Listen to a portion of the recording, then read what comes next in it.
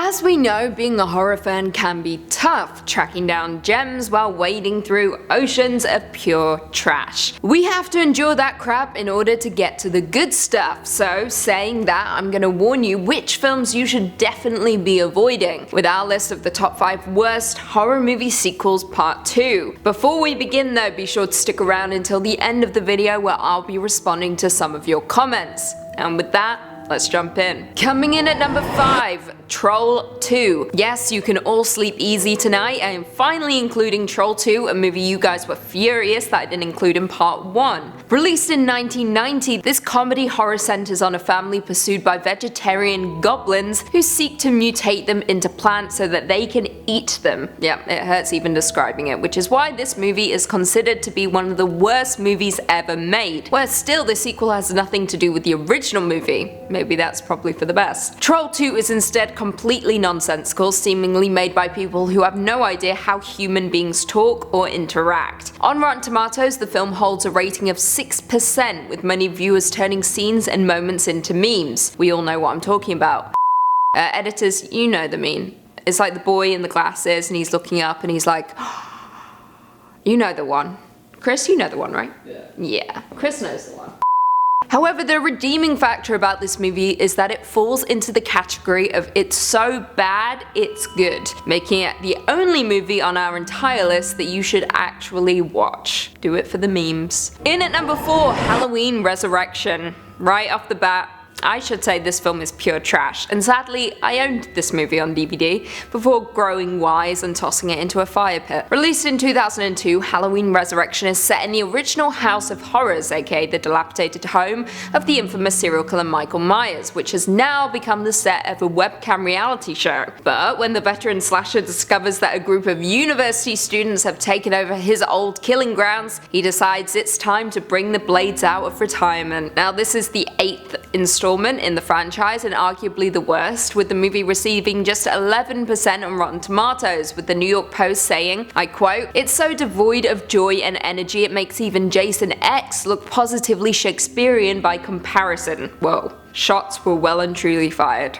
Not just that, but the movie completely undoes what Halloween H2O established by officially removing Jamie Lee Curtis from the franchise, which in turn angered a lot of longtime fans. I know fans may complain about Rob Zombie's bizarre remake of the original film, but at least it was better than this crap and didn't feature Michael Myers fighting Busta Rhymes. Coming in at 3, Freddys Dead, The Final Nightmare. Released in 1991, Freddys Dead follows the murderous ghoul Freddy Krueger, who has slaughtered every last child in his hometown. So he returns once again to prowl the nightmares of Springwood's last surviving teenagers, and of a woman whose personal connection to Krueger may mean his doom. Now, almost all franchises reach a point where they stop being good and start being a joke. Freddy reached that relatively early on, probably around 2.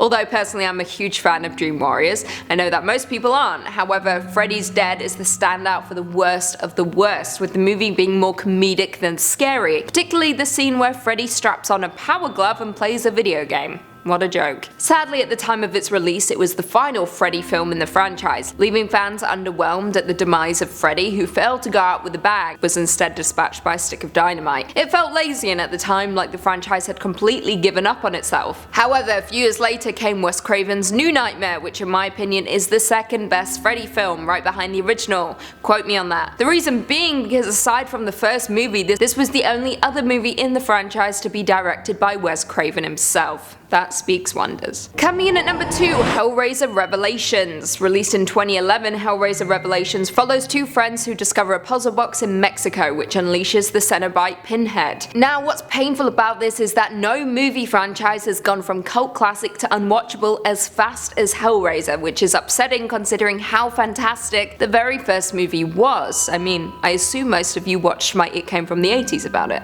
I hope so. Saying that, attempting to pick the worst movie out of a bad franchise was tough, but easier than you would think, simply because Revelations is the 9th and final film in the series, aside from Hellraiser Judgment. Now, I'm sure a lot of people will disagree with me because there are honestly so many bad Hellraiser movies in the franchise, but this one easily takes the cake in my opinion. What makes the movie so interesting though is the simple fact that its production story is the reason it's so high on our list. Written, shot and released over the course of a few months on a shoestring budget, budget, specifically $350,000. Yep. The film was solely made so that the studio could hold on to the Hellraiser rights, as part of their plan to produce a remake of the original film. It was made for such cynical reasons that Doug Bradley, who starred as Pinhead in every single one of the movies up until this point, declined to join. That speaks wonders. All in all, don't check it out because you will be disappointed. And finally, coming in at number 1, Leprechaun 4 in Space. Released in 1996, Leprechaun 4 in Space is perhaps one of the worst movies ever made. Quote me on that. Resurfacing on an alien planet, the Leprechaun abducts a member of the world's royalty, Princess Serena, in an attempt to wed her and become the supreme ruler. Now, I should preface by saying that in no way does the film want you to take it seriously. However, that does not excuse it from being a genuinely bad movie. The Leprechaun franchise up until this point was goofy and fun and never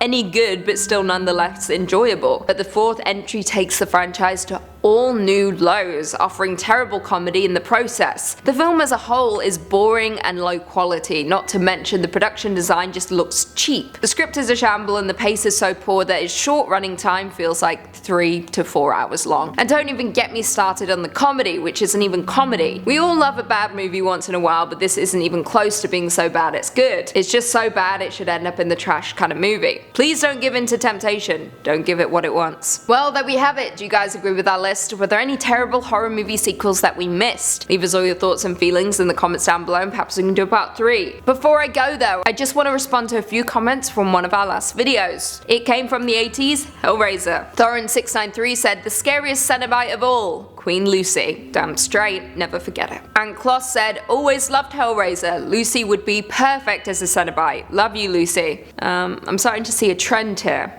I get it. You guys think I'm freaky. Nick0912 said, just finished Head Full of Ghosts. Thanks for the recommendation, Lucy. You are very welcome. I hope you enjoyed it. Brian Miller said, so glad I found top 5. Lucy and Jack are some of my favorite YouTubers. Everyone should subscribe. Aw, shucks. Thank you. You heard the man. Subscribe. And on that note, if you haven't already, be sure to give this video a big thumbs up, subscribe, and turn on notifications so you never miss another scary vid. And until next time, see you later.